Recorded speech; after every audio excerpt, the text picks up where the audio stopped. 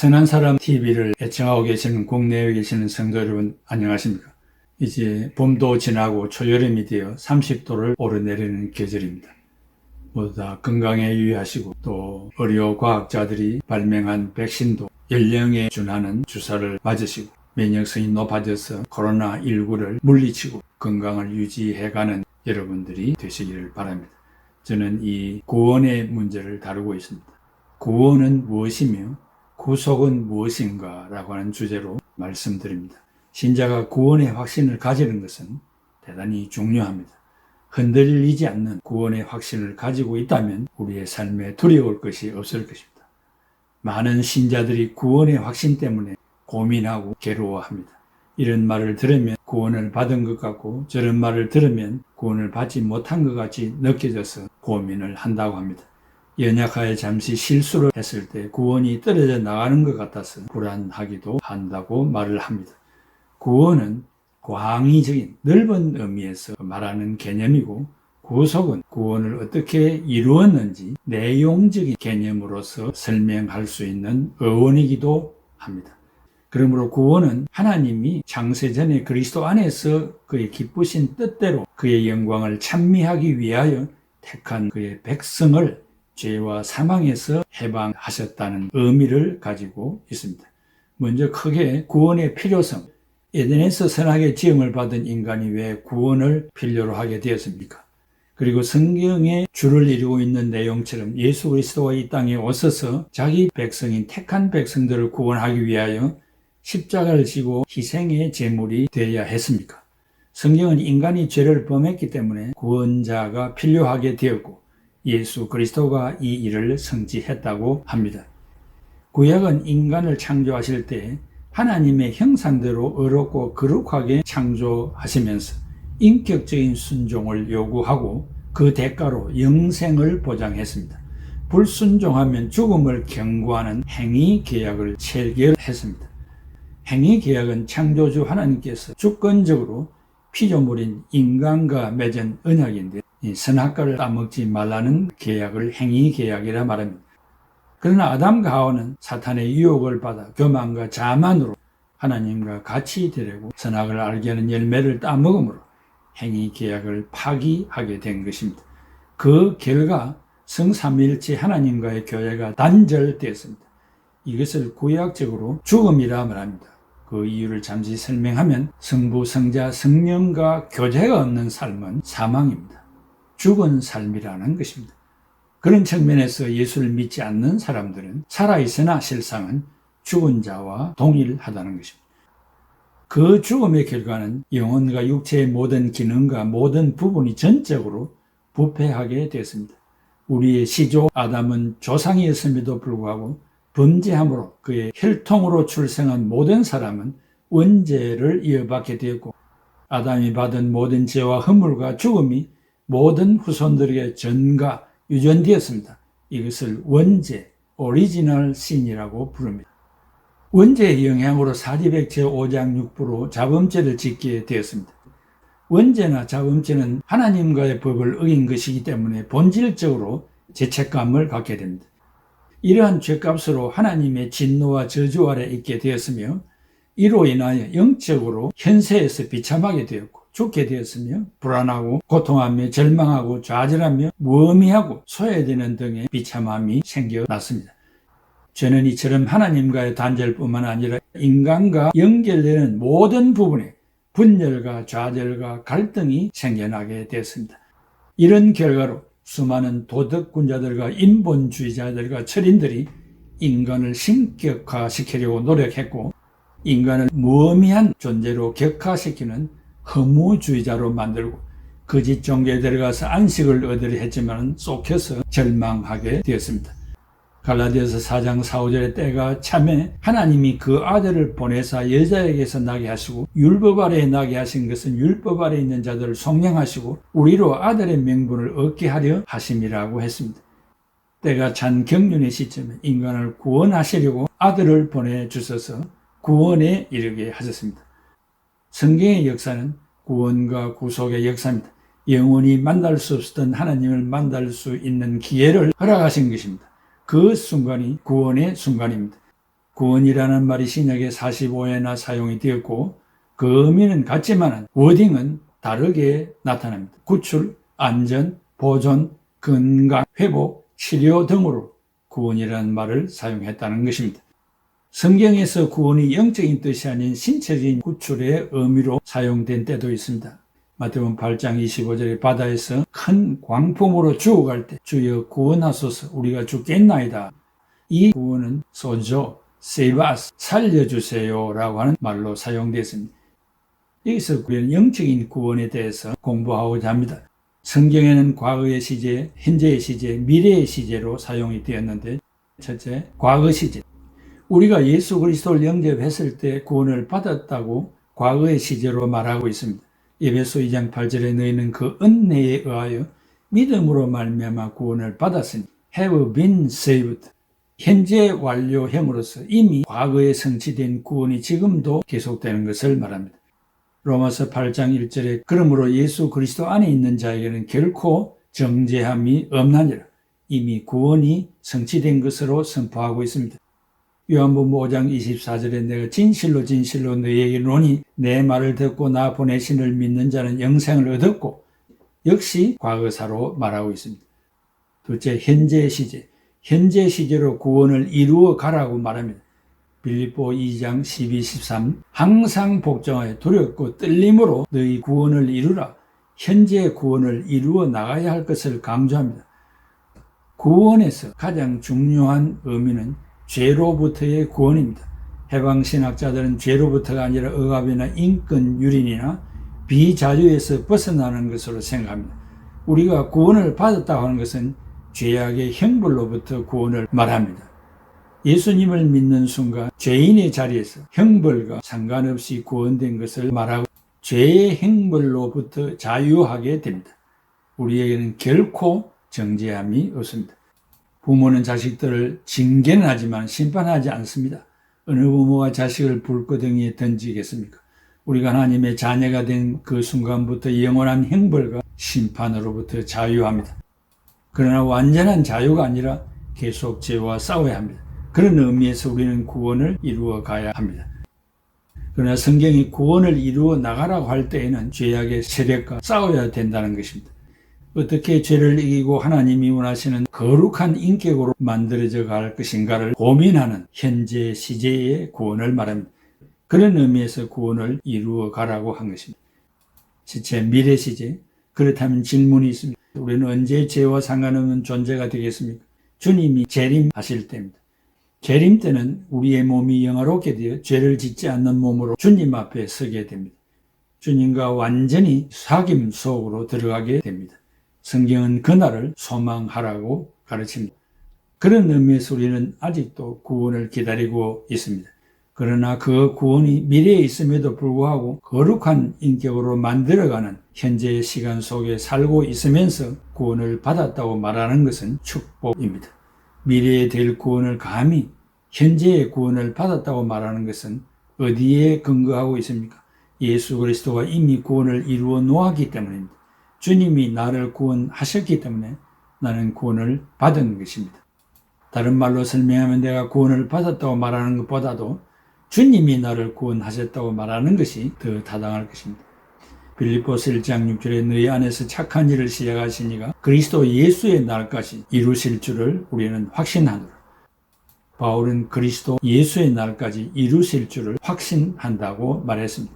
구원이 과거, 현재, 미래 시제의 차원에서 볼 때 사실상 구원은 광범위한 개념을 가집니다.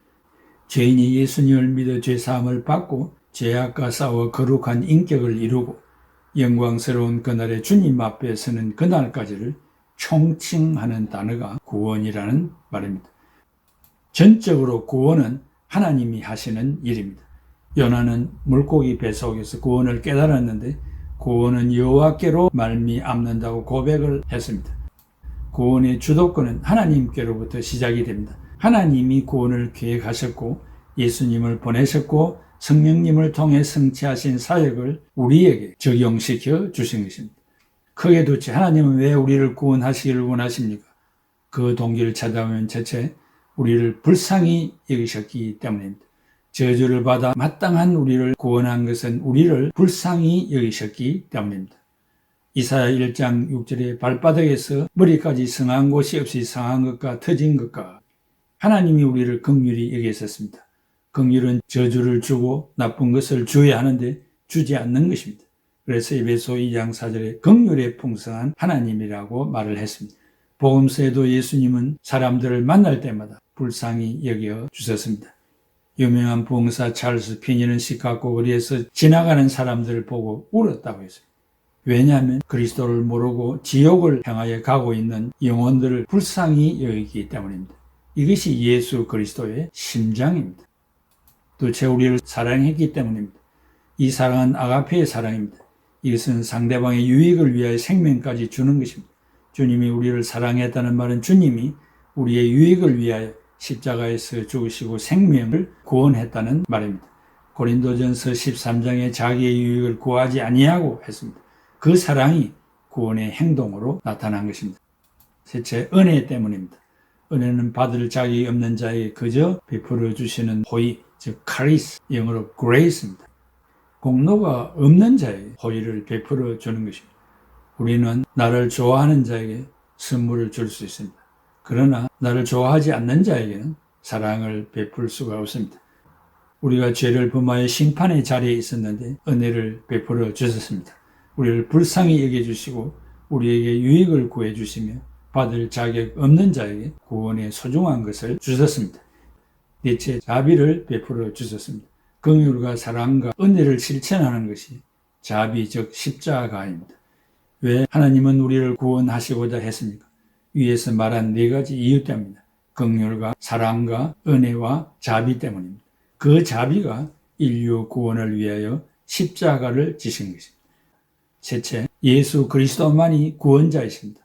구원의 교리를 말할 때 예수 그리스도를 제외하고는 구원을 이해할 수 없습니다. 예수 그리스도의 죽음은 인간의 죄의 문제를 해결하였고 예수 그리스도의 부활은 의의 문제를 해결했습니다. 우리는 예수 안에서 in Christ 죄 사함을 받고 의인이 되어 구원을 받았습니다. 복음은 기쁜 소식, good news입니다. 최고의 뉴스와 최고의 기쁜 소식은 구원을 받은 것입니다. 억압에서 노임을 받고 질병에서 고침을 받고 노예에서 자유를 얻는 것도 큰 기쁜 소식이지만 이런 자유는 인간의 근본 문제인 죄를 해결받는 것은 아닙니다. 세상의 어떤 문제보다도 죄의 문제가 제일 크며 중요한 문제입니다. 죄에서 자유를 받는 것보다 더 큰 축복은 없습니다. 성도가 구원의 확신이 없으면 신앙생활을 헛되게 하는 것입니다. 교회는 교양의 장소가 아니며 휴양하는 것도 아니며 병을 고침받는 것도 아닙니다. 이 모든 것들은 지엽적인 문제입니다.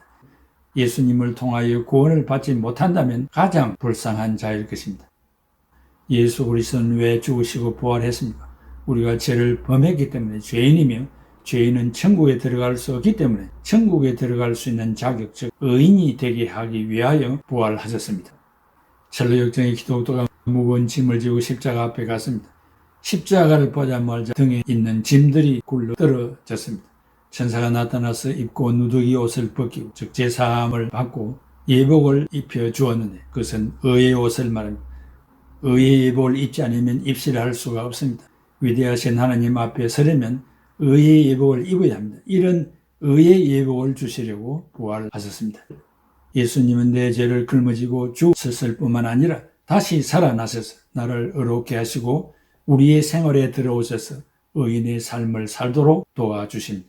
예수 그리스도를 믿음으로 구원을 받는 순간 죄 용서함을 받고 그리스도의 부활을 믿는 순간 의인이 되었다고 구원이 끝난 것은 아닙니다.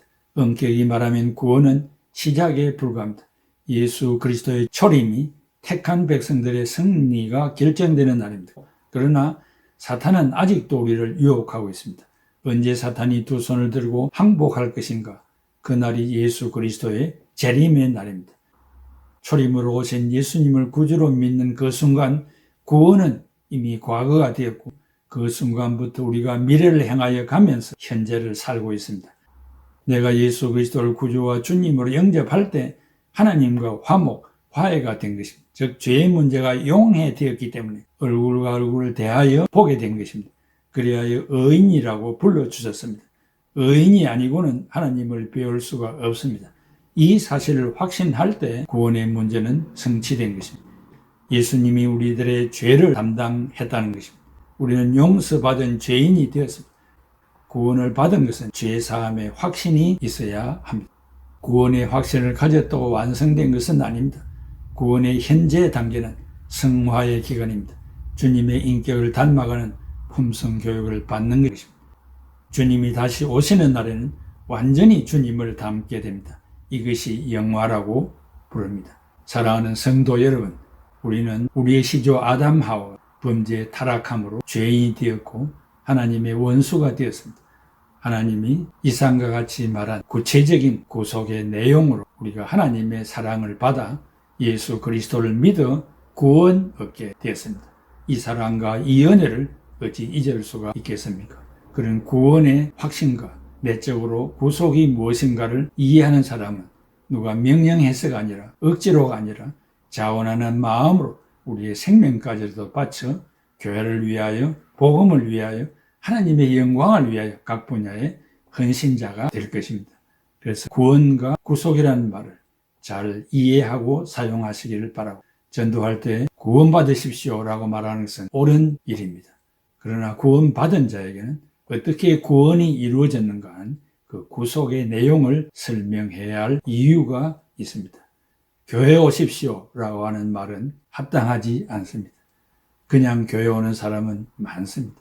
한마디를 해도 예수 그리스도를 구주로 믿고 구원을 받으십시오. 그 말을 할 때만이 성령이 강하게 역사할 것입니다. 구원받은 여러분 축하합니다.